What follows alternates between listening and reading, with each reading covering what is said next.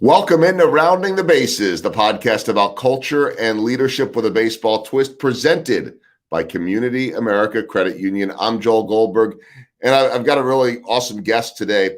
I always have awesome guests, but my guest today is incredibly accomplished, not to mention a friend, which would be less important than being incredibly accomplished. But Diana Kander is a keynote speaker on curiosity and innovation. She is one of the most curious people that I know. She's also the CEO of JD Insights. JD Insights gets customers to share the brutally honest truth about their experience and then help companies use that information to improve their service or product.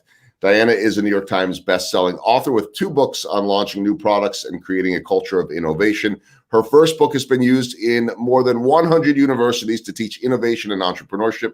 Diana has personally sold millions of dollars of products and services and is obsessed with helping teams and organizations achieve breakthrough results.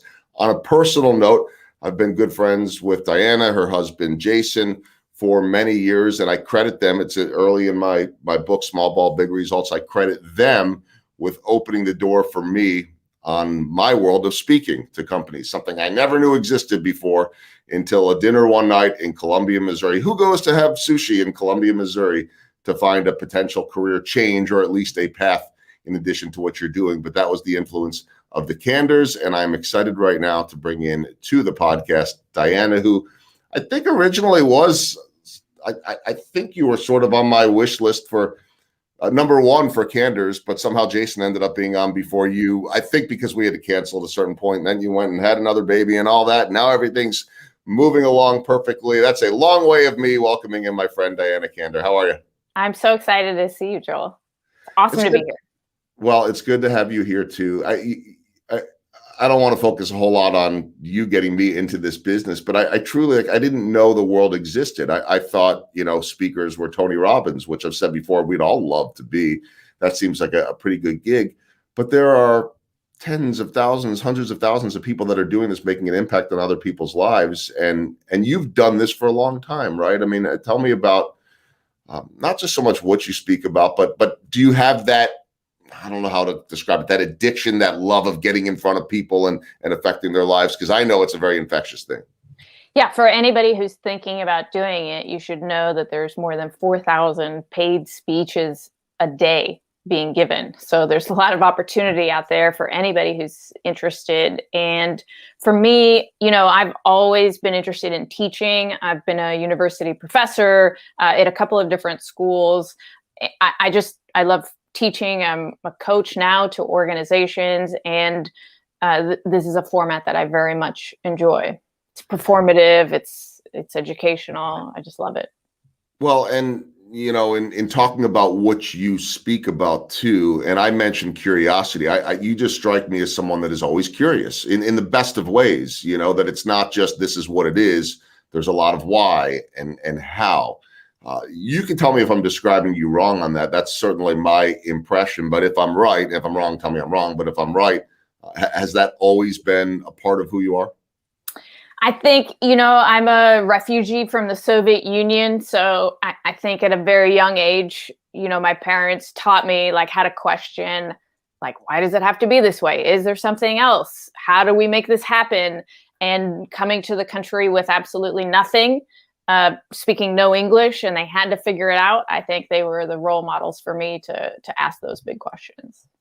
I love to, in the bio, in the intro, it says that you share the brutally honest truth to customers about their experience and then help them use that information to improve their product. I know that's a process that you love, but I also think that there's something to this because you have always struck me as someone that can be brutally honest, but I don't know that brutally is, it's the right word, but you do it with a great touch. You know what I mean? It's very easy to say, well, if somebody's brutally honest, they must be fill in the blank, whatever 4-letter word or whatever it is, they must not be very nice. But yet you have that ability to me to cut right to it, to clear out all the BS, so to speak, get right to the point, but not do it in a nasty way. And I'm just curious how much that is a part of how you go about things, how you go about building trust, because it's one thing to hire you.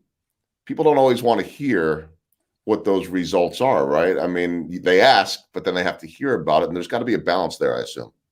I try to think about it as being lovingly honest. I think the first step is showing that you really care about whoever it is that you're talking to. And if you can't do that, then you shouldn't even be honest. But if you can show a genuine care and being on the team to solve the problem, then I think there'll be room for people to listen to what you have to share. So I want to ask you a little bit about some of this, because in searching for answers and helping people find out these truths, a lot has changed over the last year. And we've talked so much about it, but I would think that for someone like you, I mean, to me, you're in that, Brene Brown world. I know that's someone that you really, really look up to, of finding answers, that I think you enjoy the research, the search, so to speak. There's a lot more to search now after this last year, where we don't really all know exactly how this is playing out and where it's going. What have you learned in this last year? I think there's a huge opportunity. So many people are just ready to get back to normal, not understanding that normal doesn't exist anymore. And I think our desire to to breathe now is a disservice, that it's really an opportunity to take whatever it is that you do to the next level and really stand out. And I don't think that means you have to work more. In fact, I think you can be curious about what you can put down and to stop doing. I think a lot of organizations, they shortcut, they stopped having meetings that they usually had, they cut out stuff they didn't need to do. And they should be very weary of bringing all of that stuff back and instead focus on what they can do to move forward. Is there a simple answer to it? Is it case by case? I don't even know if everybody knows the answer yet, but I mean, in the simplest terms, to me, all I know is that what we were doing before isn't going to be what we're doing in the future. Maybe parts of it, maybe, for lack of a better term, it's going to be a hybrid, whether that's people working at home or going to the office or whatever. I mean, how drastic of a change are we looking at going forward? I think it's up to the individual. It's like, how much growth do you want to have moving forward? I think there's a huge opportunity to really stand out, because so many people are just ready to relax. And so in my own personal business, I think this is the time to really invest and grow. And that means putting down things that aren't serving you. So if it's not a heck yes, if it's not really creating value for your business, you should find a way to stop doing it. How did you survive this last year? And, you also have had some life changes, and, now the mother of two, and, you and Jason with his political career, and now all the work that he does in the community and everything that you're doing, you guys are both very much in the spotlight. But I think probably like most people, most Americans, most people around the world, you were shut into one house and still trying to figure out a way to get it done. How did that last year go? For us, thankfully, we didn't have any immediate family members that were impacted by COVID. And I will tell you, one of the things that I like to teach in organizations is learning when things don't go well. And business-wise, I got rocked in 2008 because I was, fully leveraged and committed in late 2007 to business. And when everything slowed down, that was incredibly difficult. And so after coming out of that, I was like, wow, I never want that to happen again. So how do I prepare my business? And so after mid 2008, I started preparing for this last year, so that when the speaking industry just stopped for 12 months, I was okay, because I had been prepping for it since 2008 and could focus on really investing in what was next, and could write another book and work on different things to grow my business. And hopefully, people will do a review of what happened for them over the last 12 months and say, okay, how do I prepare for the next thing? What do I need to have in place? Well, that's it, right? I mean, hopefully there's never another pandemic in our lifetime. There probably will be, but if it's not that, it's going to be something else, right? And we don't know what it is. I mean, that's the one thing one of the many things that I heard Simon Sinek say is that, okay, we've never been through this before, but he didn't like the whole term unprecedented times because we've always had disruption. And so you learned that lesson in 2008. How important, how difficult is it to take stock, to look in the mirror and say, instead of, hey, I made it through, I survived, which is an accomplishment in itself, right? I mean, if you survived 2008, if you survived this pandemic, but how difficult of an exercise is that to then look in the mirror and say, okay, what can I do next time? Yeah. One of the things that I teach inside organizations is how to do an after action review. And it's quite difficult to be objective and to say, okay, how much of what happened was luck? How much did I actually impact? What can I do moving forward? What are the lessons that I want to employ? And I think the best thing that you can do to help yourself through that process is having objective people involved that you can talk to and interview, so it's not just your own gut instincts, which could be misleading.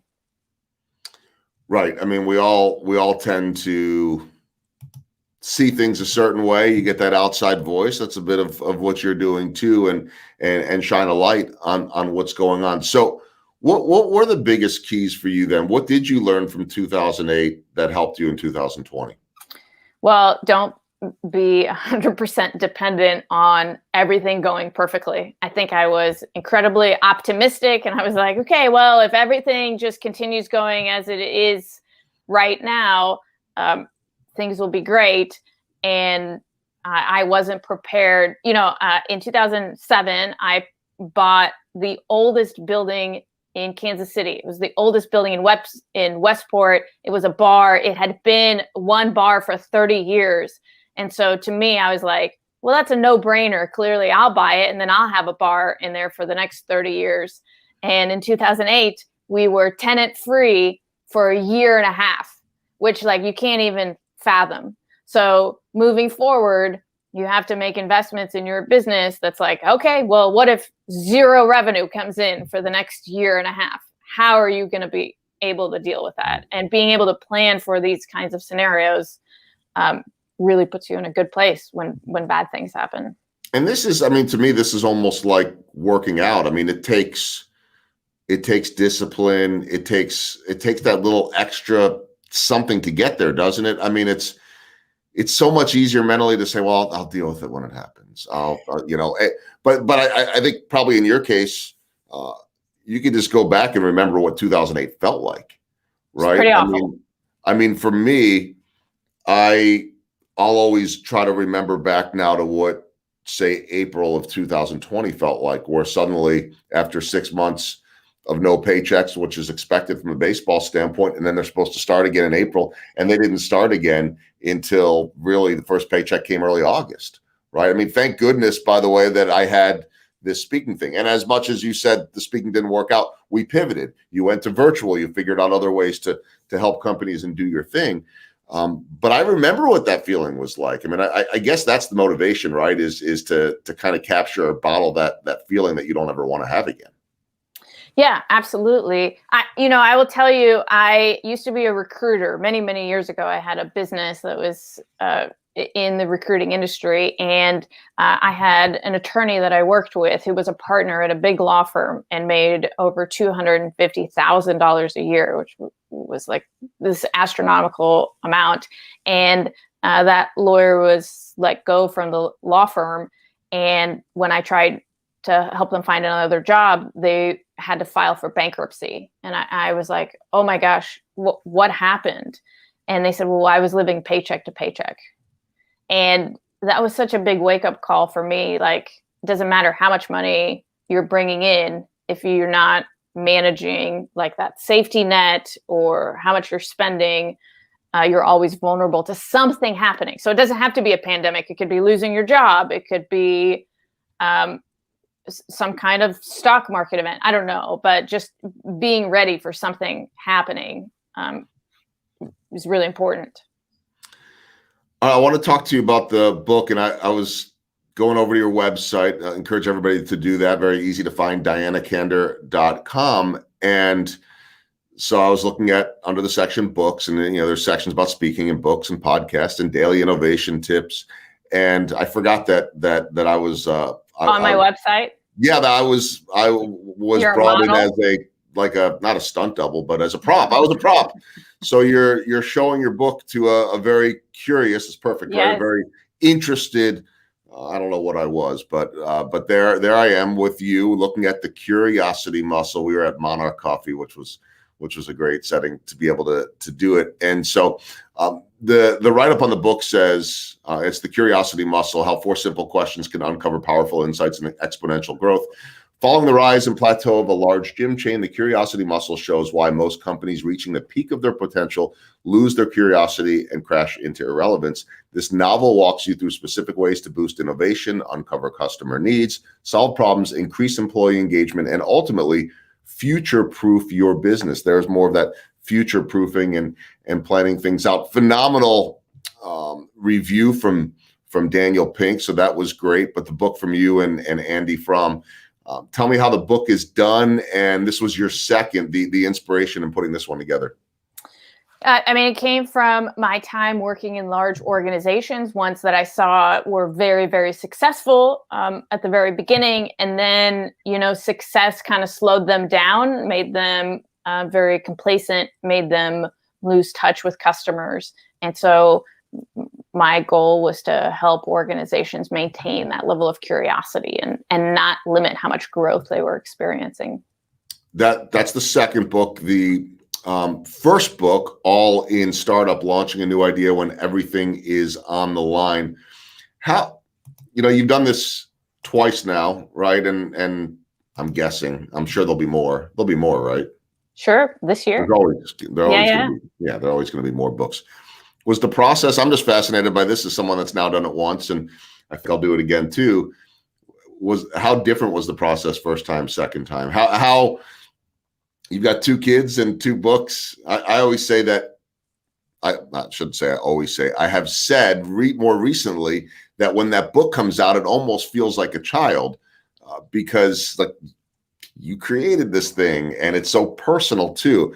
I don't know if you had that same feeling or not. You're more the academic than I am, but it felt like, and of course you more recently have had a baby, but was there that personal feeling to it with these books or no? Definitely. And going from the first book to the second book, with my first one, I care so much about what customers think of your product and whether you're creating value that I went back after testing it with customers and rewrote the thing 7 different times. And so for the second book, I was like, okay, well, now I know what I'm doing. I've got a book under my belt. It'll be much easier. And, I rewrote it 7 different times. So maybe that's my magic number, 7 rewrites. Yeah, maybe so. Well, that gets me thinking a little bit to the intro from the top of the podcast where I said that you are obsessed with helping teams and organizations achieve breakthrough results. I think obsessed is the key word. I think you showed that obviously with the rewrites with the book, but I see that in your social media videos too, whether it's doing the pull-ups or all the different demo type of things that you're doing. And they're always so interactive and fun. But there's just this, like you're an all in, I think, type of personality.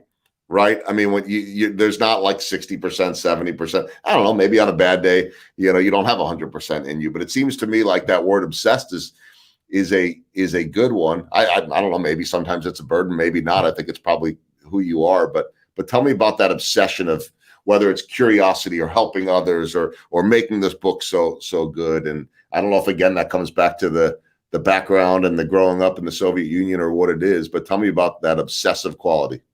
I was thinking about that this morning because my son is 7 years old and he loves playing sports, but it's really hard to get him to practice. And I was thinking about this, like what I wanted to share with him, which is like my hope is that he falls in love with the practice and not the game. Because if you just love playing, you'll never get better. You'll have fun, but you won't improve. But what I really love is the practice. The small things that you do on a regular basis that make your game better and better over and over again. And I love that I'm addicted to that feeling of continuous growth. I used to be obsessed with peaking in my 20s. Like, I would ask my husband every year, like, do you think this is the year we have peaked? Like, it's just downhill from here. And what I've learned is that if you invest in the practice, if you fall in love with the practice, if you never settle for what's happening, you will never peak. And that's my obsession, the practice. Now I'm hearing the voice of Allen Iverson, and then about practice, and then what's turned into a sketch with Jason Sudeikis as the soccer coach. You guys have watched that, right? Yeah, absolutely. Ted Lasso. Yeah.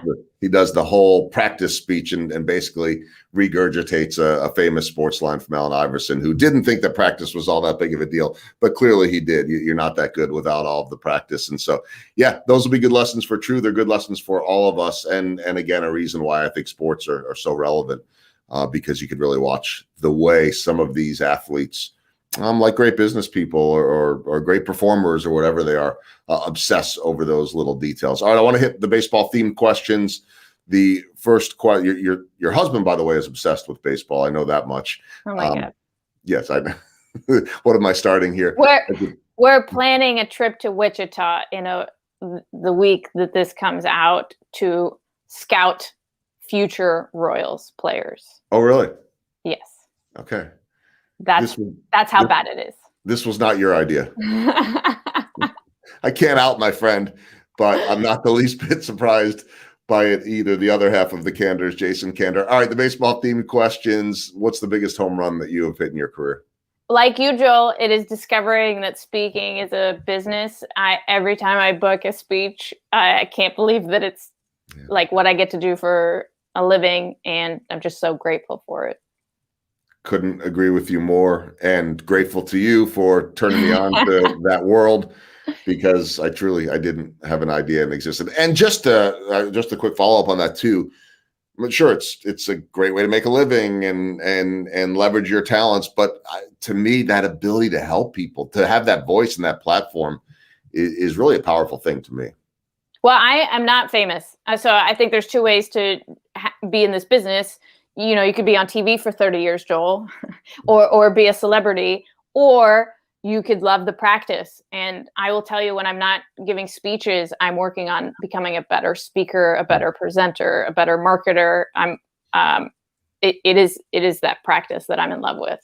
Yeah, no, I agree. And I don't know about being famous and all of that. And only 26 years in the business. I'm not, you're dating me by a few years, but it'll be 30 at some point. I know I've been around a long time. All right. Second question is, we hit these baseball themed, the baseball themed part of the podcast. Biggest swing and miss, and what did you learn from it? Easy. I started this startup, raised almost $500,000 in angel investment, and it went like this, and then straight down. And it was the most painful failure that I've ever experienced. I could barely go outside the house because I was so embarrassed about it. And at my lowest point, I started journaling what I was feeling and thinking, and that journal turned into my first book, actually, all in startup, on how to launch or not launch new products and services. Very cool. Great lesson learned. Yeah. And the last of the baseball themed questions, small ball. What are the little things that add up to the big wins, the home runs for you? My small ball is these customer interviews. So for every speech, I'll talk to 4 to 8 people who are going to be in the audience for the organization. And it would be very easy to skip that step and feel like you have the hang of it. But I find that doing those small things changes the content of every speech and makes it feel like it's authentic to the organization. Very cool. Yeah. And everybody loves customization and that personalization piece of it. All right. 4 final questions as we round the bases. Let's go back to early childhood here. And what are your memories of the Soviet Union? And I think probably a lot of, if people don't know you, they would have no idea that. I mean, I knew that from your background, but you look, sound, talk like any kid that grew up in the United States. And I know that it's not quite that simple. And such a major part of your background. What did you take from that experience? You know, it's the ultimate lesson in curiosity. The Soviet Union prohibits any information from getting in. So like when you get your mail from the post office, it's redacted. They'll like open your letters and make sure you can't hear or read anything about the outside world. And so when my parents left, they were leaving like everything they knew behind.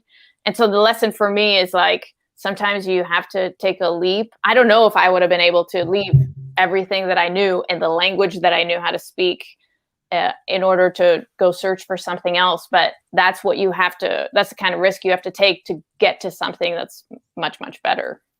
So fascinating. And it's what shaped you, as you said earlier in the podcast too, and so much a part of who you are. Okay, second question as we round the bases. I'm gonna have a little bit of fun with this one. I might have asked Jason some version of this.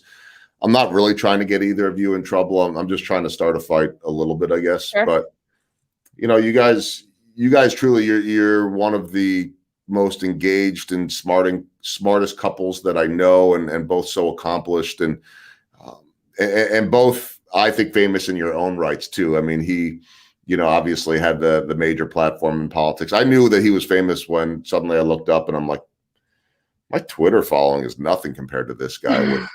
Would sound like Twitter envy. It really doesn't matter. But who's the brains of the family? Oh, it's hard. We're smart in different ways.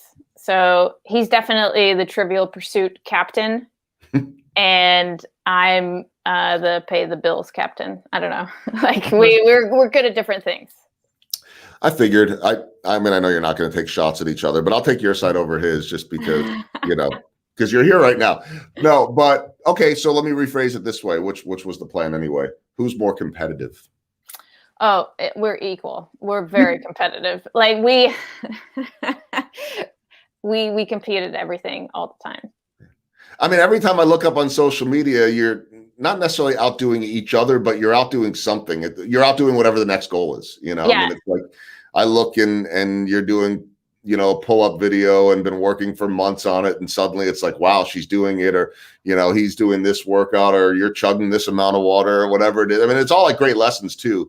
But I can't imagine the trash talking over, say, a Trivial Pursuit or whatever game is going on in the house. No, so the trick is to not be competitive with each other. The trick is to figure out a way to be on the same team.